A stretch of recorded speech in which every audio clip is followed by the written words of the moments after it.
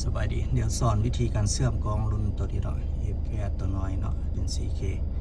มันจะมีชื่อ Wi-Fi อยู่เนาะชื่อแล้วก็รหัสของแต่ละคันจะเป็นชื่อของใครของเราเนาะลงท้ายด้วย AB เนาะ1 AB รหัส11 8เนาะลดแอปมาเนาะลดแอปมาหลังจากลดแอปมาแล้วก็มาเข้า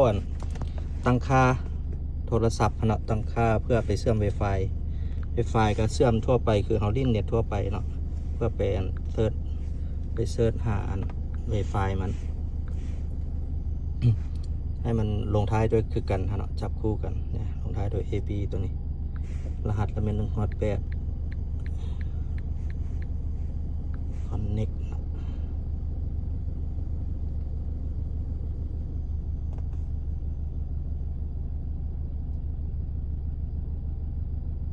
รอถ้ามันสำเร็จเนาะConnect มันจะเขียน Connect with เอาอินเทอร์เน็ตเนาะบ่มีอินเทอร์เน็ตแต่ว่าเป็นการจับคู่กันละมันจับคู่ซื้อเนาะหลังจากนั้นเปิดแอปเนาะแอปคันดาวน์โหลดมาใหม่ก็มีตะกดคอนเฟิร์มตั้งค่าไปตามที่มันแนะนำเนาะอันนี้แอปเคยเชื่อมละคันตัวใดที่ว่าเคยเชื่อมเนาะมันจะมีประวัติเคยเชื่อมอยู่นี้คันตัวใดผู้ทันเคยเชื่อมมันจะให้แอดใหม่อยู่นี่เนาะมันจะแอดใหม่อยู่นี้ตัวใดเชื่อมแล้วเคยเชื่อมคันอื่นเนาะเอาก็มาแอดเพิ่มเลขบวกอยู่นี่เบิ่งให้รหัสมันถือกันกับตัวของเฮาหันถือกับคันนี้กับคืนเนาะเนี่ยกำลังนิ่งหมุนอยู่นี่เนาะนี่ก็คือเชื่อมได้ละมากล้องหน้าสาดไปนี่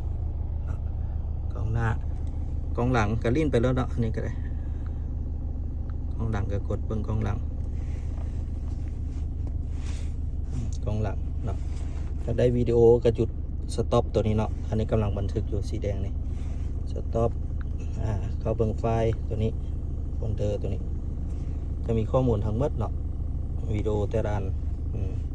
เนาะจากเบิ้งตัวใดเขาก็กดเบิ้งเนาะกันว่ากดเบิ้งก่อนได้เนาะตัวนี้เนาะเสียงมันจะแอดใหม่อยู่นี้ตัวใดเชื่อมแล้วเคยเชื่อมคันอื่นเนาะเขาก็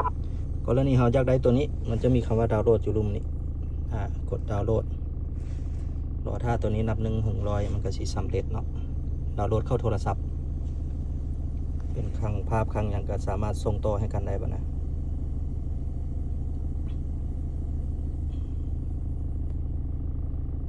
ประมาณนี้เนาะ